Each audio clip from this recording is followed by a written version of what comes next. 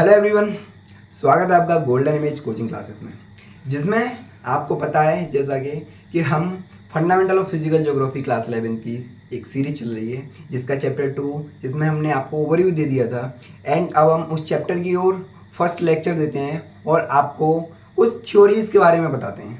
ठीक है, चलिए आप अपनी बुक्स को ओपन कीजिए और आपको फर्स्ट चैप्टर में आपको देखने को मिल रहा होगा जो आपके थ्योरीज दी हैं, जिसमें आपको अर्ली थ्योरीज में अर्थ के लिए एंड आपको मॉडर्न थ्योरीज यूनिवर्स के लिए दिख रही होंगी। तो चलिए मैं आपसे एक छोटा क्वेश्चन करता हूँ और जरा मुझे बताइए यूनिवर्स और स्पेस में क्या डिफरेंस है। एंड अर्थ कहाँ पर मतलब कहाँ पर सिचुएटेड है, राइट? मतलब किस ऑर्बिट में घूम रही है या किसके राउंड ऑफ कर रही है, राइट? क्या आप जानते हो सब चीज़ें? या जानते हो तो कमेंट में बताइए, नहीं जानते हो तो सब आपको मैं क्लियर करूँगा, राइट? और ऐसी चीज़ें हैं, ये जो कोर कॉन्सेप्ट हैं ये ओनली स्टेट बोर्ड्स के स्टूडेंट्स के लिए नहीं, ये कोई भी कॉम्पिटिटिव एग्जाम का बच्चा हो उसको भी ये कोर कॉन्सेप्ट क्लियर नहीं होते हैं। तो आइए आज सब इस वीडियो में हम सारे कॉन्सेप्ट को क्लियर करेंगे। चलिए स्टार्ट करते हैं। तो सबसे पहले जैसा कि हमने कोर कॉन्सेप्ट आपको जो पूछा था उसको स्टार्ट करते हैं कि क्या है universe, what is universe, and space क्या है, और फिर दोनों में डिफरेंस क्या है। चलिए तो सबसे पहले हम स्टार्ट करते हैं व्हाट इज यूनिवर्स। एक क्वेश्चन आया आपका व्हाट इज यूनिवर्स, जो आपकी बुक आपसे पूछना चाहती है, आपको समझाना चाहती है। तो व्हाट इज यूनिवर्स, तो मैं थोड़ा आप थोड़ा अज्यूम करने की कोशिश करना, ठीक है? मैं थोड़ा स्टार्ट करता हूँ। जैसे कि आप ये हैं, आप अपने घर में होंगे, राइट? एंड वो घर किस में होगा? लाइक मैं तो एमपी से हूँ, तो आप किसी भी स्टेट्स में होंगे, आपका घर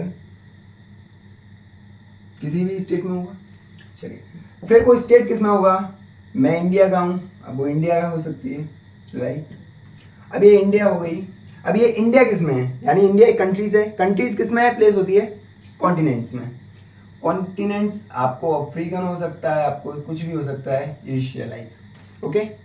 अब ये कॉन्टिनेंट किस में है? कॉन्टिनेंट आपको किस चीज़ में देखने को मिलता है? तो कॉन्टिनेंट होता है हमारी अर्थ में, राइट? अब अर्थ कहाँ पे होती है? तो अर्थ होती है हमारे सोलर सिस्टम में। ये मान लो ये सन है हमारा, और ये सन के राउंड ऑफ करने वाली, उसकी ऑर्बिट में घूमने वाली ये सारी प्लेनेट है एंड उनकी ऑर्बिट है। तो इसमें हमारी कहीं प्लेस अर्थ हो रही है। अब ये जो सोलर सिस्टम है वो हमारा किस में आता है? वो आता है हमारा गैलेक्सीज में। गैलेक्सीज क्या होते हैं? गैलेक्सीज कुछ ऐसी टाइप की रहती हैं, राइट? अब ये गैलेक्सीज किस में आएंगी? तो ये गैलेक्सीज रहती हैं यूनिवर्स में।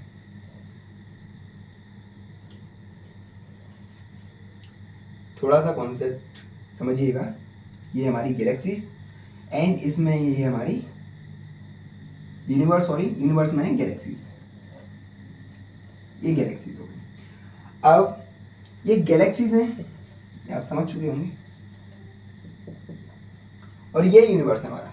तो यानी कि जो गैलेक्सीज हैं वो किसमें है? यूनिवर्स में। तो यूनिवर्स, सॉरी, ये जो गैलेक्सीज के बीच में डिस्टेंस है, यानी जो हमें स्पेस दिखाई देता है, इसको ही बोलते हैं हम स्पेस। क्या बोलते हैं? स्पेस। एंड हिंदी में इसको बोलते हैं अंतरिक्ष। ये होती है आपकी आकाशगंगाएं। तो प्लीज़ कोई हिंदी मीडियम का भी हो तो आप बताइएगा, समझाते चलेंगे आपको, ठीक है? तो आपको समझ में आया होगा कि जो स्पेस होता है उसको स्पेस बोलते हैं। और जब ये स्पेस एंड गैलेक्सीज ये दोनों चीज मिलती है जब बनता है हमारा यूनिवर्स। जैसे ये हमारा गैलेक्सीज थी, ये स्पेस था, तो यूनिवर्स बन गया, पूरा कंप्लीट यूनिवर्स हो गया। अब आपको एक खिचड़ी सा दिखाई दे रहा होगा सब कुछ, मतलब बहुत ज़्यादा हो गया है। तो थोड़ा मैं चलूँगा, आपको थोड़ा इसको समराइज भी कर देता हूँ। ये आपको थोड़ा अज्यूम किया होगा आपने, तो ये चीज़ समझ में आई होगी आपको। ड्राइंग पे तो ना जाइएगा, ठीक है? अब मैं थोड़ा इसको समराइज करने का ट्राई करता हूँ, और जिसको आप अच्छे से क्लियर भी कर पाएंगे, राइट? तो गैलेक्सीज, गैलेक्सीज एक्चुअली गैलेक्सीज यानी कि कोई भी मटेरियल बना होता है तो वो किससे बना रहता है, उसकी सबसे छोटी यूनिट क्या रहती है, कोई भी एटम्स होगा, राइट। तो कितना भी मिनी एटम हो, मिनी एटम से लेके गैलेक्सीज तक, गैलेक्सीज या आप यूनिवर्स भी बोल सकते हो, ये मिनी एटम से लेके गैलेक्सीज या यूनिवर्स, ये सब यूनिवर्स में आता है। जैसे लाइक दैट हम ये खड़े हैं तो हम जो भी देख पा रहे हैं वो सभी यूनिवर्स में है। जो भी देख पा रहे हैं हम, कोई भी प्लेनेट देख पा रहे हैं, स्टार्स देख पा रहे हैं, जो भी आकाश में हम देख पा रहे हैं वो सभी यूनिवर्स में है। जो इधर देख पा रहे हैं सब, एक्चुअली हम खुद यूनिवर्स का एक पार्ट है। तो इससे आपको यूनिवर्स क्लियर होगा और डिफरेंस भी पता चला होगा कि स्पेस क्या होता है, यूनिवर्स क्या होता है, यानी अंतरिक्ष क्या होती है और आकाशगंगाएं क्या होती हैं। चलिए, इससे आपका और कॉन्सेप्ट क्लियर होता होगा यूनिवर्स और स्पेस के बीच का, जो कि हमारी चैप्टर में आपको देखने को मिल रही होंगी थ्योरीज। अब थ्योरीज के बारे में हम ज़्यादा बात नहीं करेंगे, क्यों, क्योंकि हम प्रीवियस लेक्चर में थोड़ा बता चुके हैं उसके बारे में, लेकिन फिर भी ब्रीफली मैं थोड़ा इतना बताऊंगा कि थ्योरीज क्या होती हैं। यानी कि आप देखते होंगे, आपको थ्योरीज दिखती होंगी, लेकिन आपको कहीं न कहीं सुनने में कोई टीचर भी पढ़ाता होगा, आपको बुक्स में भी देखने को मिलेगा हाइपोथेसिस भी। तो क्या डिफरेंस है हाइपोथेसिस और थ्योरी में, ये भी कन्फ्यूजन रहता है। एक्चुअली जब मैं पढ़ता था मेरे को तो रहता था, तो मैंने क्वेश्चन किया था, उसका आंसर मिला था। तो आज मैं तो आपको कॉन्सेप्ट क्लियर करता हूँ, चाहे वो कॉम्पिटिटिव एग्जाम का स्टूडेंट हो या फिर स्टेट बोर्ड का, दोनों के लिए इक्वली है और समझेंगे तो बेहतर होगा, राइट। ये एग्जाम्पल हाइपोथेसिस है एंड ये क्या है, ये आपकी थ्योरीज है। क्या डिफरेंस है दोनों में? हाइपोथेसिस बेसिस ऐसा है कि कोई भी स्कॉलर, साइंटिस्ट, यानी कि कोई भी पर्सन है, स्कॉलर या साइंटिस्ट हो सकता है, वो अपनी एजुकेशन बेस पे कुछ अजम्पशंस देता है। क्या देता है? यानी उसने नेचर में ऑब्जर्व भी किया होगा या ज्योग्राफी को लेके किसी भी टाइप की अजम्पशन दे सकता है। तो वो हम किस में पढ़ेंगे? वो हम पढ़ते हैं हाइपोथेसिस में। लेकिन जब इन अजम्पशंस को, क्या है, ये जो अजम्पशंस देते हैं, जिनको हम साइंटिफिक रूल के बेस पे, किसके बेस पे? साइंटिफिक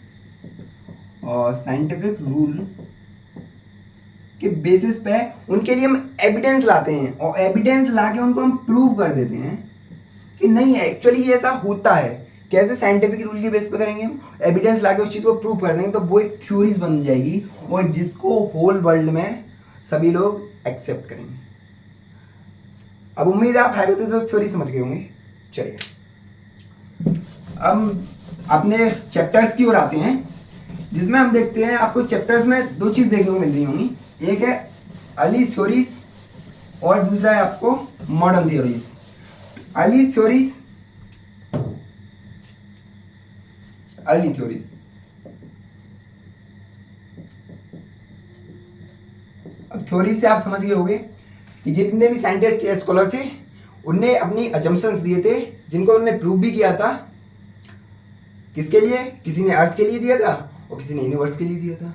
तो जो यूनिवर्स के लिए दिया था वो हम मॉडर्न थ्योरीज में पढ़ते हैं, और जो अर्थ के लिए दिया था वो अर्ली थ्योरीज में पढ़ते हैं। तो अर्ली थ्योरीज में आपको बहुत सारे स्कॉलर्स मिल रहे होंगे, मैथमेटिशियन मिल रहे होंगे, फिलोसफर मिल रहे होंगे, लेकिन हम आपको इस चीज़ को सिंप्लिसिटी करने के लिए टू वे में क्लासीफाई करते हैं, टू टाइप्स में।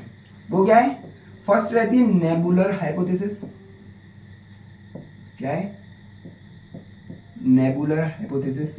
और सेकंड क्या है? प्लैनेटिस हाइपोथेसिस। ठीक है, आपको परेशान होने की जरूरत नहीं है। जितने भी स्कॉलर बता रहे हैं आपको, जो भी आपको चैप्टर्स में मिल रहे होंगे, सब क्लियर कराऊंगा, बस आप बने रहिए। और ये देखिए, तो आपको क्या है, नेबुलर हाइपोथेसिस मिल रही होगी और प्लैनेटिसिमल हाइपोथेसिस। अब जरा आप इनसे फैमिलियर होइए, क्या है नेबुला, नेबुलर, एंड क्या है प्लैनेटिसिमल। फिर हम हाइपोथेसिस भी समझेंगे और इसको जो स्कॉलर्स इसको बताते हैं उनके बारे में पढ़ेंगे। तो नेबुला यानी कि आप ऐसा समझ सकते हैं कि एक क्लाउड है जिसको उन्होंने नेबुला बोल दिया। क्या है? क्लाउड। और ये क्या है? प्लैनेटिसिमल। इसको ऐसा समझ सकते हो आप, जैसे कि आपने दो मैग्नेट देखे होंगे, तो कोई छोटा मैग्नेट होता है, बड़ा मैग्नेट होता है, तो वो उस चीज़ को अट्रैक्ट करे, ठीक है। तो वही थोड़ा बताना चाहेंगे, उसी पे हाइपोथेसिस बेस है। चलिए, तो आपको नेबुलर हाइपोथेसिस में आपको दो स्कॉलर्स देखने को मिलेंगे। First philosopher Immanuel Kant. कौन? Immanuel Kant. इन्होंने सबसे फर्स्टली नेबुलर हाइपोथेसिस दी, उसका आर्गुमेंट किया 1955 में। कब किया? 1955 में। और सेकेंडली इसी चीज को, नेबुलर हाइपोथेसिस को रिवाइज किसने किया? लेप्सिस।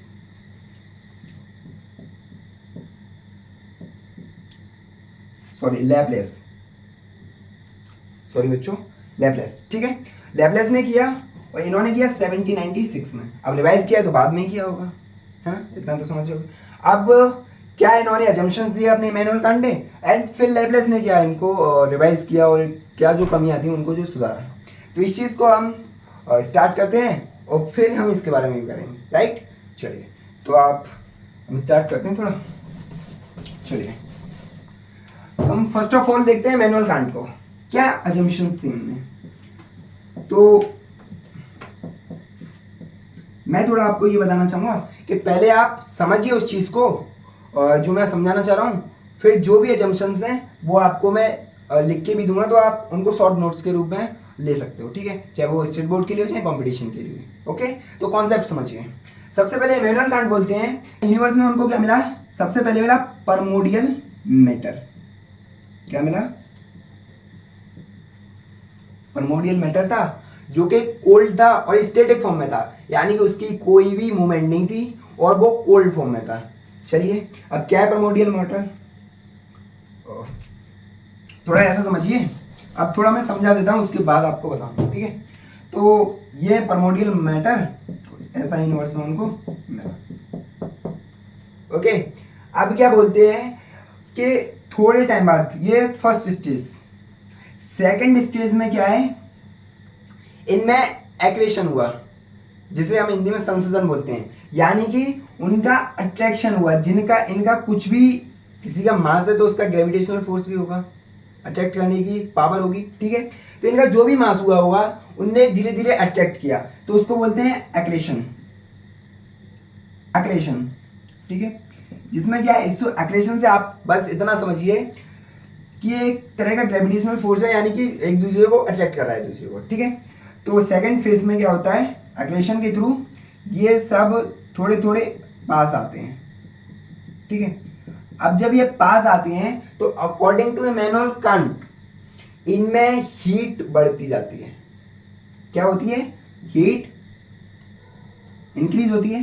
हीट इंक्रीज होती है और क्या होता है, जैसे इनमें क्या हो जाती है, movement, round of movement start हो जाती है। यानी कि जब ये एग्जाम्पल और आप ऐसे समझ सकते हो कि जब ये इधर कोई भी है, अब ये अट्रैक्शन हुआ तो ये स्पीड में आएगा, क्योंकि इनका मास बढ़ गया अकॉर्डिंगली इनके, तो ये क्या है, स्पीड में आएगा इसके लिए।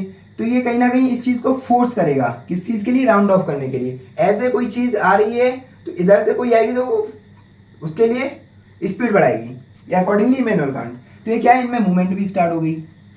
अभी क्या है, ये जो मूवमेंट चलने लगी, थर्ड स्टेज में बता रहा हूँ आपको, तो क्या है, मूवमेंट चलने लगी। और जब कोई, आपने चीज़ देखी हुई, कोई भी चीज़ घूमने लगती है तो उस पर एक फोर्स आने लगता है सेंटर टू बाउंड्रीज की ओर, वो रहता है सेंट्रीफ्यूगल फोर्स। आपको नहीं समझ में आ रहा है तो सेंट्रीफ्यूगल फोर्स से आप इतना समझिए कि आप जब भी किसी भी व्हीकल या बाइक किसी में भी बैठे होंगे या ड्राइव कर रहे होंगे, तो जब भी कर्व आता है तो अगर आप स्पीड डाउन नहीं करोगे तो आप रोड के साइड चले जाओगे। एक फोर्स लग रहा होगा कि आप उस सड़क, रोड के साइड हो जाओगे। अगर आपने स्पीड डाउन कर ली तो आप उसके कर्वेचर में आ जाओगे। इस चीज़ को समझते हो आप? तो ऐसे ही इनकी जब स्पीड चल रही है तो इनके एटॉम्स क्या बाहर निकलने की ओर ट्राई कर रहे हैं, तो ये इसके सेंटर में एक रिंग्स बनने लगी। इसके सेंटर में रिंग बनी और थोड़े टाइम में ये सेंट्रीफ्यूगल फोर्स से ये अलग हो गई। क्या हो गई? अलग हो गई। तो ये रिंग हो गई और ये रिंग क्या इसके साथ ही मूवमेंट करने लगी। और अकॉर्डिंग टू इमैनुअल कांट, ये सारी जो रिंग्स है ना, ये 9 टाइम्स निकली, कैम्स आउट हुई किससे? नेबुला से। किससे? नेबुला से। तो इससे कितनी रिंग्स निकल गई? 9 रिंग्स। ठीक है, अब ये जो 9 रिंग्स निकली है ना, यही आपका प्लेनेट बनते हैं। इनके ही फिर ये प्रोसेस चलती है।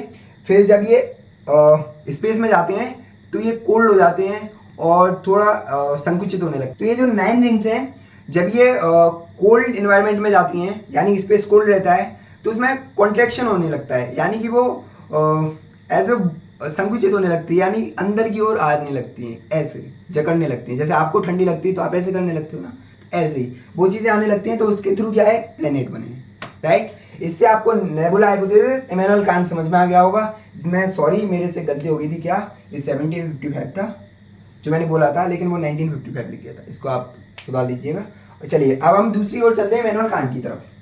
फिर हम इनमें जब डिफरेंस बताएंगे, जब आपको शॉर्ट नोट्स वो पॉइंट्स मैं आपको प्रोवाइड करूँगा, ठीक है। तो थोड़ा आप समझते हैं लाप्लास को। तो पहली चीज़ इनमें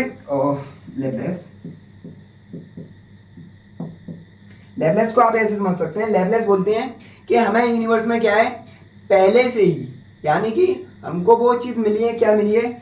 एक तो ऐसी हॉट नेबुला मिली है, क्या मिली है? Hot nebula. और वो कैसे मिली है? राउंड ऑफ करते हुए। ये वो चीज़ नहीं बोलेंगे कि इसमें एग्रेशन होगा, कुछ भी होगा। ये बोलते हैं कि हमें हॉट नेबुला मिली है और जो राउंड ऑफ कर रही है, ठीक है। तो फिर ये भी वही चीज़ बोलते हैं कि फर्स्ट स्टेज ये बोलते हैं, सेकंड में ये चीज़ क्या बोलते हैं कि उसमें भी सेंट्रीफ्यूगल फोर्स होगा। सेंट्रीफ्यूगल फोर्स होगा तो उसके सेंटर से एक रिंग निकलेगी। तो ये बोलते हैं कि जो एक रिंग निकली है, एक रिंग जो निकली है इसके सेंटर से, अब यही रिंग 9 पार्ट्स में डिवाइड हो जाती है। कितने में? 9 पार्ट्स में डिवाइड हो जाएगी, जिससे प्लेनेट बनेंगे। यानी आप डिफरेंस समझ पा रहे होंगे कि उसमें इमैनुअल कांट बोलते हैं कि 9 रिंग्स निकलती हैं सेंट्रीफ्यूगल फोर्स से, लेकिन लैपलेस बोलते हैं कि एक रिंग निकलती है, जो जिसमें भी ये प्रोसेस होती है उसके थ्रू 9 रिंग्स निकलती हैं, 9 पार्ट्स में डिवाइड हो जाती हैं, जो प्लेनेट का फॉर्मेशन करती हैं। ओके, इससे आपको कॉन्सेप्ट समझ में आएगा होगा। अब आपको शॉर्ट नोट्स प्रोवाइड करवाता हूँ, और जो भी है मतलब जो भी समझाया वही रहेगा। तो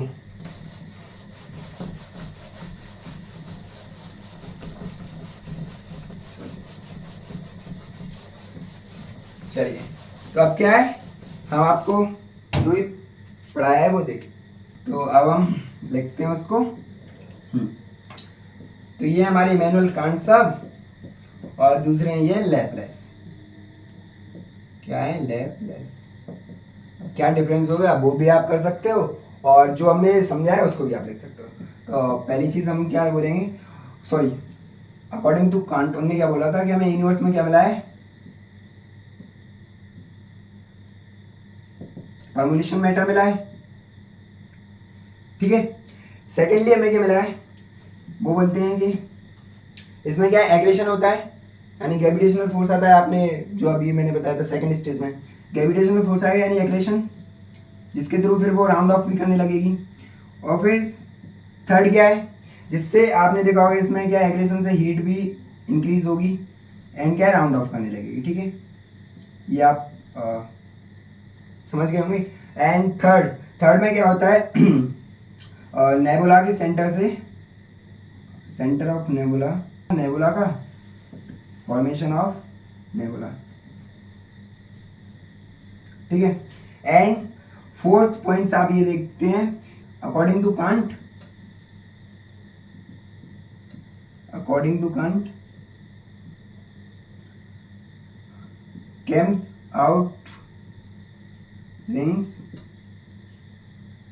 comes out in one ring in nebula, ठीक है।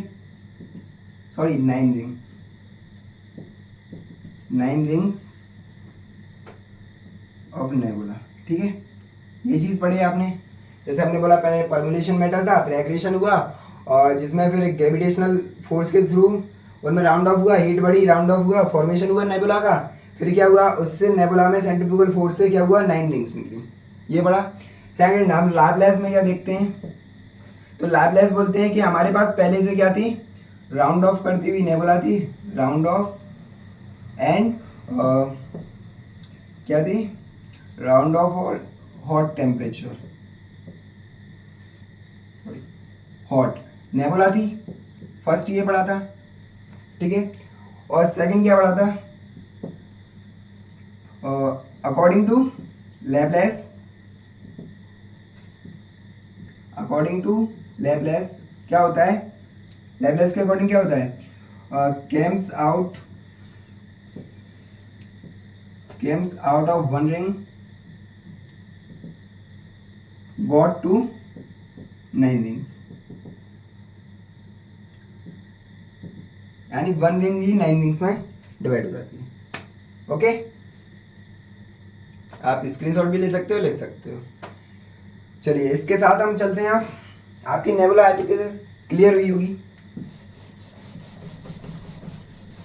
बताया था अर्ली थ्योरीज में दूसरी थ्योरीज प्लेटिसिमल थ्योरी हाइपोथेसिस, उसकी तरफ चलते हैं हम। प्लेटिसिमल हाइपोथेसिस, तो इसमें आपको ज़्यादा पता है दिमाग लगाने की जरूरत नहीं, बहुत ही सिंपल है। कैसे, तो ये क्या बोलते हैं, ये बोलते हैं कि ये सन है हमारा, ठीक है। अब ये हमारा सन है, अब इससे बड़ा कोई अदर स्टार इसकी ऑर्बिट से निकल रहा था भैया, ऐसे निकल रहा था, ये पहुंच गया इधर।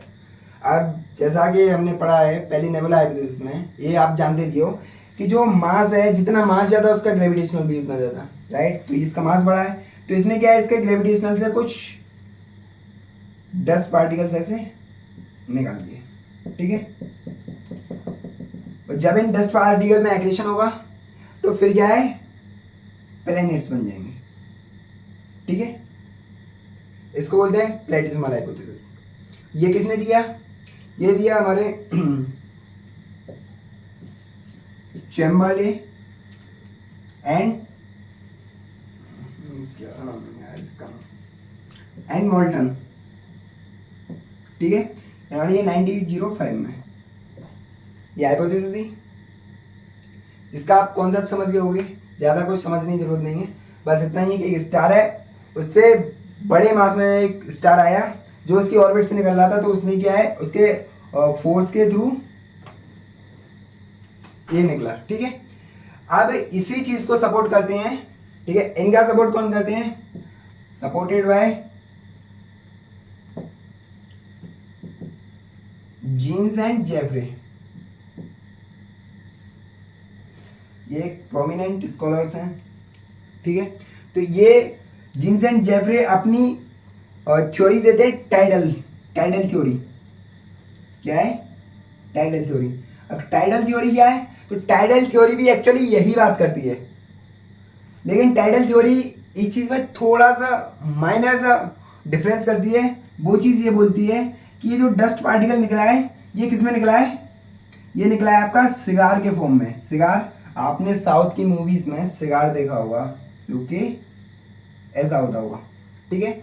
यानी कि ये कॉर्नर्स पे पतले होते हैं और यहाँ पे बड़े होते हैं। तो आपको ऐसे प्लेनेट दिखते भी होंगे, यानी कि जो आपको मरकरी वीनस वगैरह आप देखोगे तो वो छोटे हैं कंपैरिजन टू जुपिटर और सैटर्न के, और जब आप कॉर्नर पे नेपच्यून और इनको देखोगे तो वो भी छोटे हैं, राइट। तो ये होगी आपकी जीन्स एंड जेफरी की टाइडल थ्योरी। आपको इतना ही समझना है, ज़्यादा कुछ नहीं समझना है, क्योंकि आपके में दिया नहीं है, लेकिन फिर भी मैंने आपको कॉन्सेप्ट क्लियर करा दिया। चलिए हाँ, तो जैसे हमने बताया था अर्ली थ्योरी, 2 टाइप्स की थ्योरीज आई हैं स्कॉलर्स की, एंड किसकी थी, मॉडर्न थ्योरीज।